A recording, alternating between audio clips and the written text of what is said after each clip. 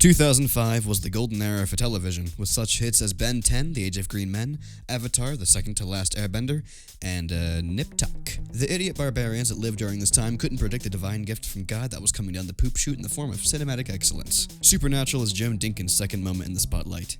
Hope you don't screw it up like you did to Boogeyman, which got real good reviews. It features the two hottest and oldest hunks on television, Ralph Sampson and Dean Koontz, who are played by Ralph Sampson and Dean Koontz. Throughout the series, you can watch these two big men, drive around the country shooting demons with a gun. Our story begins with our two loving brothers, Swamp and Dink, beating the shit out of each other. They then get a call from their dad, and he says, "Hey guys, bye-bye." And then the brothers chase them all over the country for about 20 episodes. They find that there is a string of murders that are somehow connected to their father, but they don't quite know in what way.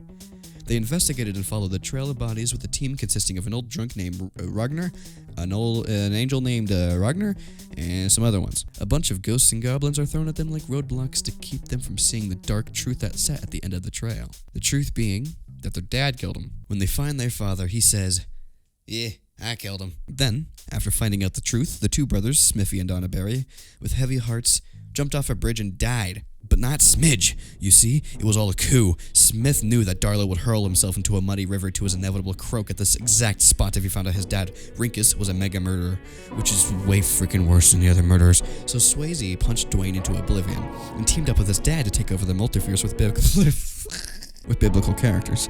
Because, the underlying theme of this entire show is brotherly love. The relationship that builds between them as the episodes continue, probably forever, is one that is relatable and progressive. The wit, the humor, and the brilliance. It is absolutely no surprise that the ratings for this show surpass that of Game of Thrones. The dialogue is just incredible.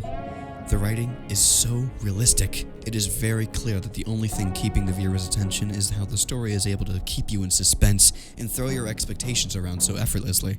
Each season brings a new piece of story cake for me to have to plunger down my gullet, every one being entirely different and unique to the other. Probably because the producers are throwing the rights to the show around to other producers like a hot potato. One moment, they're saving the world from monsters, and the next moment, they're saving the world from demons. The next moment, they're saving the world from the devil himself. The next moment, they're saving the world from, bigger monsters. And 15 seasons in, they're just saving the world from monsters. Imagine watching Endgame 15 times. That's the gist of the whole show.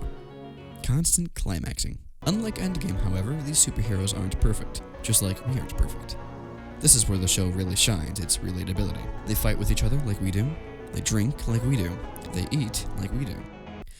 They're hot and sexy with an expensive classic car, traveling all across America with an angel and half-angel human hybrid, gunning down every monster in sight written about in mythology, traveling through dimensions to fight Michael, the archangel from the Bible. But not the Michael from the beginning of the show, who was also from the Bible. This one's evil because he came from a different universe. And when he came to this universe, he possessed Dean, but then let him go for some reason, but then they saved the day for the 14th time. But a new threat lingers. Like we do. All 15 seasons, currently set at 327 roughly 40-minute episodes, clocking in at a 236-hour and 15-minute runtime, are black and white in comparison. The show is just oozing originality goo from the seams. Obviously, with the 15th season being the last one, the world is falling apart. It most likely would have been over by now, but the world started ending for realsies. Not only is the world trying to set us on fire, devour us in hurricanes, send big bees after us apparently, along with tiny suction cup balls, but we also don't get to see, hopefully, Sam and Dean finally die. Or maybe they will die. I don't know. Production was halted because of all the ball ends of flails coming after us. If only our real Sam and Dean could come and rescue us and maybe make love to us after it's all over. I don't know. A man can dream, can he? This concludes my Supernatural review.